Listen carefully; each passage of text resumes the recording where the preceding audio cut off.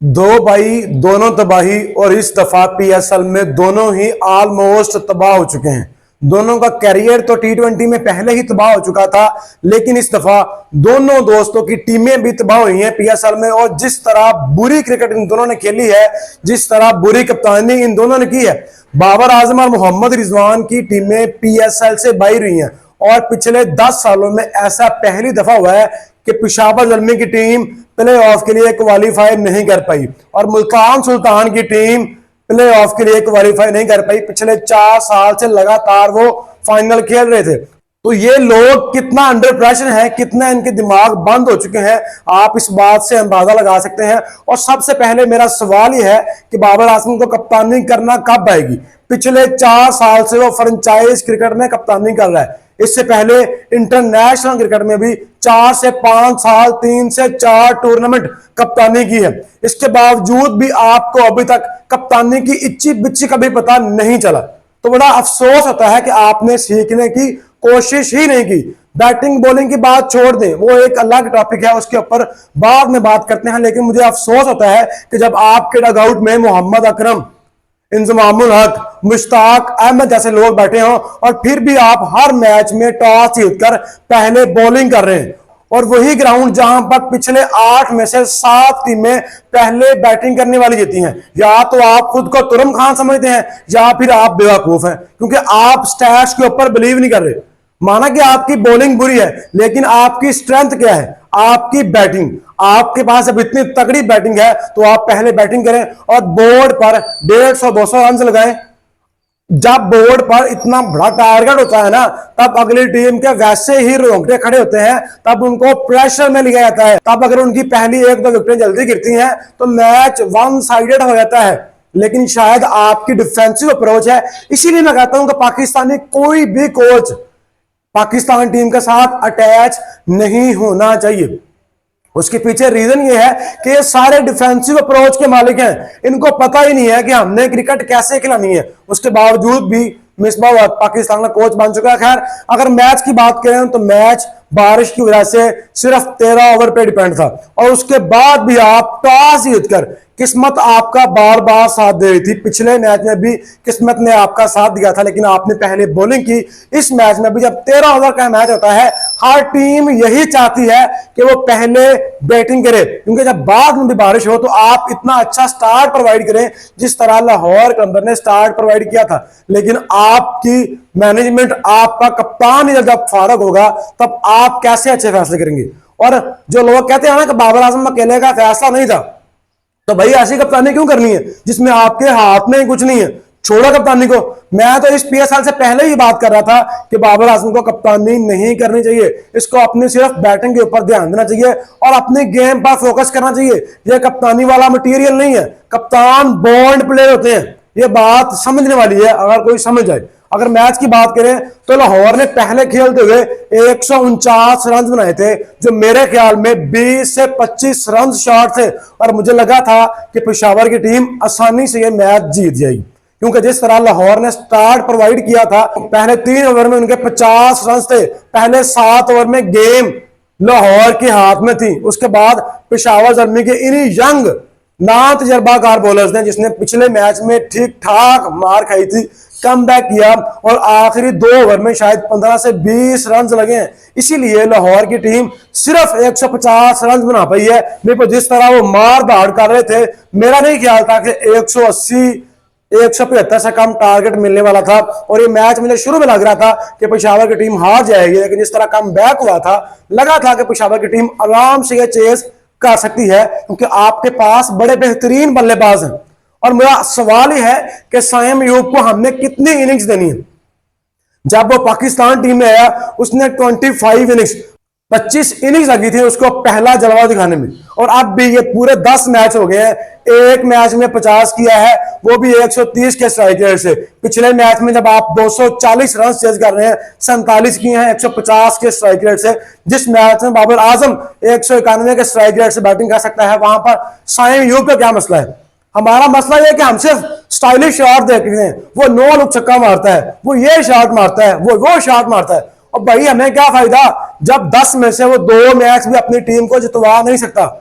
हम लोग कहते हैं कि जो अग्रेसिव प्लेयर होते हैं ना जी, वो 10 में से आपको 2 मैच जितवाएंगे। तो भाई इस पीएसएल में साइम अयूब ने एक मैच भी नहीं जितवाया, ना अपनी बॉलिंग से ना अपनी बैटिंग से। और मेरा नहीं ख्याल कि साइम अयूब को इस परफॉर्मेंस पर पाकिस्तान की बांग्लादेश के खिलाफ सीरीज में पिक करना चाहिए। अगर आप तगड़े फैसला नहीं करेंगे तो आपकी टीम का यही हाल होगा। उसके बाद मोहम्मद हारिस, जिनको पाकिस्तान टीम लगातार चांस नहीं दे रही थी, हम मानते हैं, लेकिन आपने कंसिस्टेंसी के साथ परफॉर्म भी नहीं करा।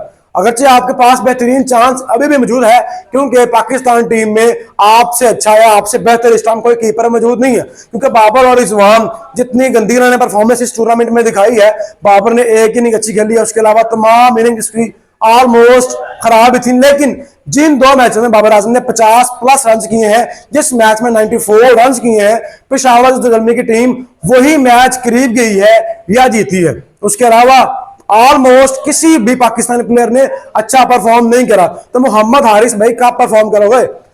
कब आपकी बैटिंग में कंसिस्टेंसी आएगी? कब आप 10 में से 2 मैच जितवाओगे? इस पीएसएल में एक भी मैच नहीं जितवाया। एक नॉक आपने खेला है 87 रन का, लेकिन आप मैच फिनिश कब करोगे? हसन नवाज को देख लो, कल का बच्चा है, अभी टीम में आया है, जिसको हम बोल रहे थे कि तुक्का लगाकर उसने सबक किया था। पिछले 3 मैचों में लगातार क्रीज पर खड़े होके मैच फिनिश कर रहा है। तो ये हमारे साइम अयूब को क्या तकलीफ है, मोहम्मद हारिस को क्या मसला है, ये मैच फिनिश क्यों नहीं कर पा रहे? और जो हम लोग आपके ऊपर इतना ट्रस्ट करते हैं, हम बदमाशियां करते हैं कि जी हमारे पास साइम है, मोहम्मद हारिस है, जो एक ओवर में 4 छक्के लगाने की सलाहियत रखते हैं, तो हमें क्या फायदा आप ऐसे बड़े बल्लेबाजों का, अगर आपने प्रेशर मैच में, अगर आपने बड़ी स्टेज पर परफॉर्म ही नहीं करना। और ये डोमेस्टिक टूर्नामेंट है, अभी आपने ग्लोबल स्टेज पर जाना है, तो ये परफॉर्मेंस मुझे समझ नहीं आ रही। इस परफॉर्मेंस पर साइम अयूब को कतन पाकिस्तान टीम में नहीं डालना चाहिए। उसको डोमेस्टिक में भेजें, उसको ड्रॉप करें, उसको नसीहत हो कि भाई मैंने बुरा परफॉर्म किया है, मुझे टीम से निकाला गया है। लेकिन यहां पर मसला ये है कि जो प्लेयर बुरा परफॉर्म करता है उसको भी साथ ही खिलाता है। लाहौर की तरफ से सबसे अच्छी बैटिंग की फ़खर जमान ने, मेरे ख्याल में अभी तक उनकी मुकम्मल रिदम में बैटिंग नहीं हुई, क्योंकि उसका भी स्ट्राइक रेट 160 का था। जिस तरह उसने आगाज फराहम किया था, भाईजान कमाल था। और उसके 3 से 4 कैच भी ड्रॉप हुए। तो फ़खर जमान तो बार बार आउट होने की कोशिश कर रहा था, लेकिन हमारे जो पेशावर ज़ल्मी के फैन थे उनको बड़ा दुख हुआ होगा कि आपकी टीम इतनी गंदी क्रिकेट खेल रही है, ना अच्छी बॉलिंग कर रही है, ना अच्छी बैटिंग, और फील्डिंग भी बहुत ही मायूस कुन कर रही है। लाहौर कंबर की पहले बहुत ज्यादा तारीफ करने वाली है कि उन्होंने अपने यंग ब्लड के ऊपर ट्रस्ट किया। हर सीजन कोई ना कोई प्लेयर उनकी टीम से सामने आता है, और इस दफा 2 प्लेयर सामने हैं। एक तो कंफर्म है ना, मोहम्मद नईम आपके पास बेहतरीन बल्लेबाज है, लेकिन पाकिस्तान सुपर लीग का यह मसला है, पाकिस्तान का यह मसला है कि जितने भी बल्लेबाज सामने आ रहे हैं वो सारे ओपनर हैं। साहिल फरहान, मोहम्मद नईम, हसन नवाज भी ओपनर था, लेकिन उसने खुद को एडजस्ट किया है। तो जो भी बल्लेबाज आएगा उसको ये समझना है कि मैंने मिडिल ऑर्डर में एडजस्ट करना है। तो लाहौर कंबर की तारीफ है कि उन्होंने अपने young talented boy Salman Mirza के ऊपर ट्रस्ट किया। प्ले ऑफ वाले मैच में, नॉकआउट मैच में जिस तरह उसने परफॉर्म किया है, और ये लाहौर का लोकल बॉय है, जिस तरह उसने नेशनल T20 कप में अच्छी परफॉर्मेंस दिखाई थी, वहां से ही उसने शुरू किया। और पेशावर ज़ल्मी के 3 बड़े बल्लेबाजों को उसने पहले 2 ओवर्स में साइड पर लगा के मैच को खत्म कर दिया था। उसके बाद आपके पास चाहे विराट कोहली होता, चाहे जोस बटलर होता, चाहे सूर्य कुमार यादव होता, दुनिया का कोई भी बड़े बल्लेबाज होता, वो रन नहीं कर सकता था। और मुझे हैरानगी है कि आपको गेम की नॉलेज ही नहीं है। पेशावर ज़ल्मी को आखिरी 3 ओवर में 66 रन चाहिए थे, 22 की एवरेज थी। तो अगर आपके बड़े प्लेयर्स खड़े होते, थोड़ा टाइम भी ले लेते, जब आपकी विकेटें गिरी हैं तब आने वाले बल्लेबाजों ने पहली बार पे हिट तो नहीं की। तो अगर आप थोड़ा टाइम लेते, अगर आप टाइम लेकर भी खेलते और एंड तक खड़े रहते, तो ये मैच पॉसिबल था जीतना। क्योंकि रावलपिंडी के ग्राउंड में आराम से चेज हो सकता था। तो 12-13 की एवरेज बहुत ज्यादा नहीं थी, लेकिन जब आप में इतना पानी नहीं है, जब आप में इतने गट्स नहीं है, आप में स्किल्स नहीं है, तो आप कैसे इंप्रूव करेंगे? पहले तो पेशावर ज़ल्मी की टीम में ड्राफ्टिंग में ही बहुत बुरी टीम नहीं थी। इतने बड़े नाम आपने अपने डगआउट में बिठाए हैं, लेकिन उनको टीम पिक करने का पता ही नहीं है। पिछले पीएसएल में पेशावर ज़ल्मी की टीम हारने की सबसे बड़ी वजह थी उनकी बॉलिंग, और इस साल भी उनकी बॉलिंग बहुत ही घटिया थी। आपने कौन से बॉलर पिक किए? ल्यूक वुड और अल्जारी यूसुफ के अलावा आपने कोई भी अच्छा बॉलर पिक नहीं किया। और जो आपके पास कुछ अच्छे बॉलर्स थे, मेहरान मुमताज, सुफियान हकीम, उनको आपने पूरे टूर्नामेंट में चांस ही नहीं दिया। तो बहुत सी गलतियां हैं, बहुत सी चीजें देखने वाली हैं कि पेशावर ज़ल्मी को अगले साल अपनी ब्रांडिंग ही करनी है, अपनी मशहूरियां ही करनी है, या टीम के लिए ट्रॉफी भी जीतनी है, अपने फैंस के लिए ट्रॉफी भी जीतनी है। जावेद अफरीदी को सोचना पड़ेगा कि भाई हमने अच्छी एक मतवाजन कॉम्बिनेशन वाली टीम बनानी है ताकि हमारी टीम अच्छा परफॉर्म करे। और बाबर आजम कप्तानी वाला मटीरियल नहीं है, उसको कप्तानी ना दें, उसको अपनी गेम के ऊपर फोकस करने दें ताकि वो अच्छे रिजल्ट प्रोड्यूस कर सके। तो दो पाकिस्तान के बड़े नाम जिनके ऊपर आज तक पाकिस्तान की टीम रिलाई करती रही है, उन्होंने पाकिस्तान के लिए बहुत ज्यादा कामयाबियां समेटी हुई हैं, वो इस पीएसएल से बाहर हो गए हैं। और पेशावर ज़ल्मी के पीएसएल से बाहर होना बनता नहीं था। पाकिस्तान के तीन बड़े ब्रांड, तीन बड़े सुपरस्टार जिनको सुपर डुपर खिलाड़ी हम बोलते हैं, वो इस पीएसएल में थे। बाबर आजम, साइम अयूब, मोहम्मद हारिस के होने के बावजूद भी आप लोग 150 रन चेज नहीं कर पाए, तो आपकी इतनी अच्छी बैटिंग लाइन का क्या फायदा है? तीनों ही बुरा परफॉर्म कर रहे हैं। साइम अयूब हिट विकेट हुआ यार, आपको अभी तक यही नहीं पता कि मैं क्रीज में कहां पर खड़ा हूं और मैं कैसे आउट हो रहा हूं। तो ये बहुत ही घटिया क्रिकेट खेल रहे हैं दोनों हमारे यंग बच्चे, इनको सीखना चाहिए हसन वास से कैसे मैच को फिनिश करना है। मोहम्मद हारिस भी लगातार फ्लॉप हो रहा है, बड़े रन नहीं कर पा रहा, इसीलिए बाबर आजम की पेशावर ज़ल्मी इस टूर्नामेंट से बाहर हुई है।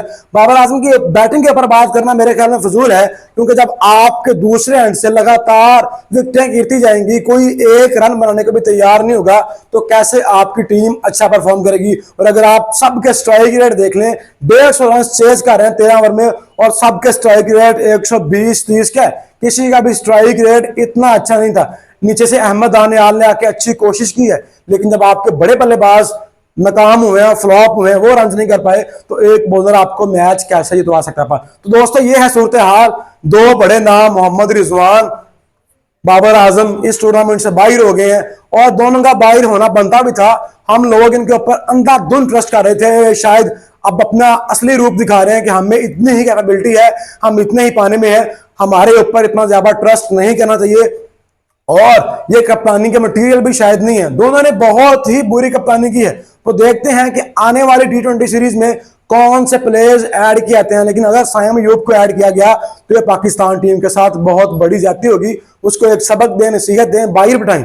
और आने वाले 4 मैचों में कौन सी टीम प्ले ऑफ में खेलेगी, कौन सी टीम फाइनल के लिए क्वालिफाई करेगी। वैसे मेरे ख्याल में 2 टीमें बहुत तगड़ा परफॉर्म कर रही हैं, कोयटा ग्लैडिएटर और कराची किंग्स। मेरे ख्याल में इनमें से कोई एक टीम ही पीएसएल का टाइटल जीतेगी। तो दोस्तों इसके ऊपर आपकी क्या राय है, आपकी कौन सी टीम फेवरेट है और आप किसको सपोर्ट कर रहे हैं, और कौन सी टीम पीएसएल का टाइटल जीतने वाली है? अपनी राय कमेंट सेक्शन की सूरत में जरूर बताइएगा।